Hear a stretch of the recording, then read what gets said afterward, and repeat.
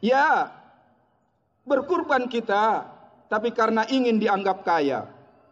Ya, barangkali berkurban kita, tapi karena malu sama tetangga. Ya, berkurban kita, tapi karena riya. Itu berarti kita berkurban tidak ikhlas. Ikhlas bukannya hanya sekedar rela, tetapi yang disebut ikhlas adalah memfokuskan semua kepentingan, tujuan dan ketaatan hanya untuk Allah semata. Karena ikhlaslah Ibrahim masuk ke dalam api yang bergejolak. Karena ikhlaslah Masitoh masuk ke dalam kuali yang berisi minyak menggelegak.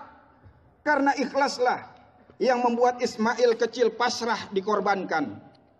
Ikhlas yang membuat energi panas menjadi dingin.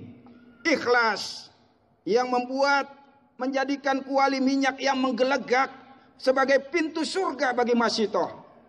Ikhlaslah yang membuat Ismail kecil diganti dengan sembelihan besar oleh Allah Subhanahu wa taala.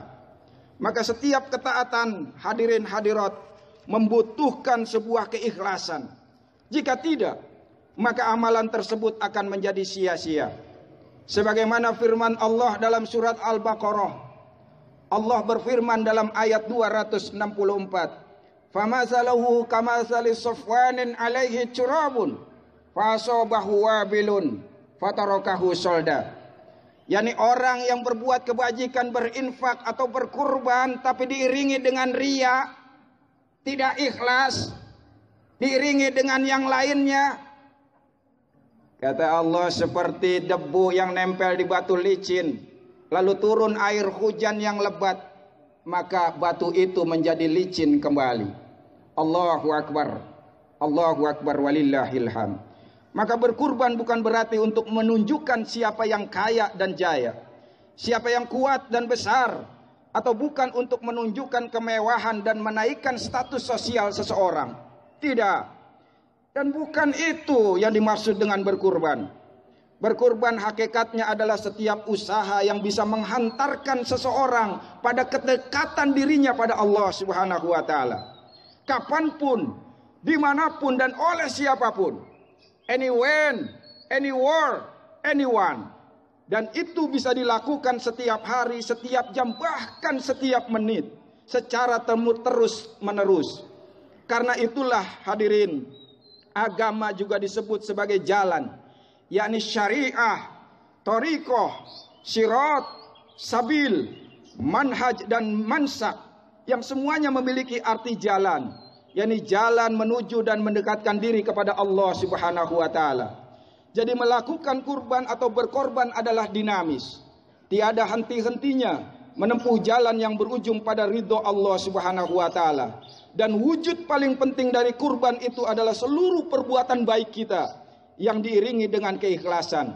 Karena hanya dengan begitulah kita mendekatkan diri kepada Allah Subhanahu wa taala.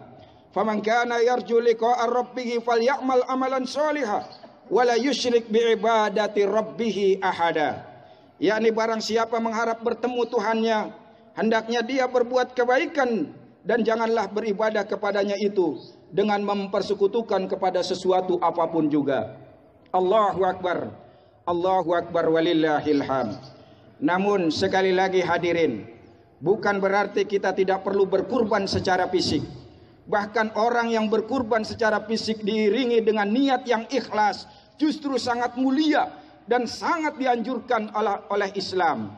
Bahkan tidak ada amalan yang paling dicintai Allah pada hari raya Idul Adha ini selain mengalirkan darah hewan kurban, selain berkurban untuk Allah Subhanahu wa taala semata-mata.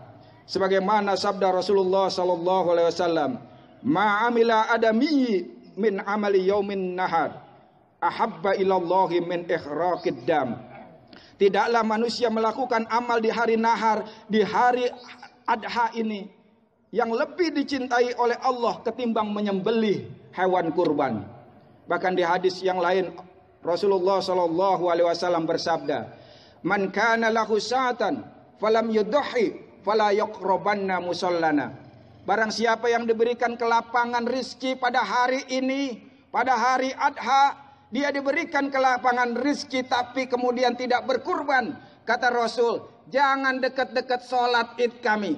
Rasul tidak mau dideketin ketika sholat id pada orang yang punya kelapangan rizki, tetapi dia tidak berkurban. Oleh karena itu hadirin hadirat, mari siapa saja yang hadir di sini, masih ada kesempatan sampai hari tasyrik berakhir untuk kita berkurban. Yakinlah, dengan berkurban rizki tidak akan berkurang, tapi justru akan bertambah. Oleh karena itu hadirin hadirat, tunggu apa lagi?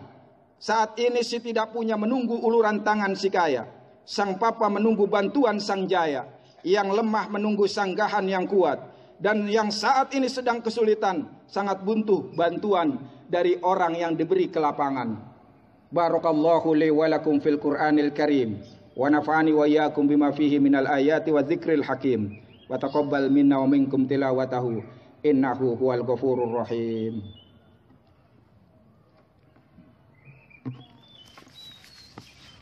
Allahu akbar, Allahu akbar, Allahu akbar walillahil hamd.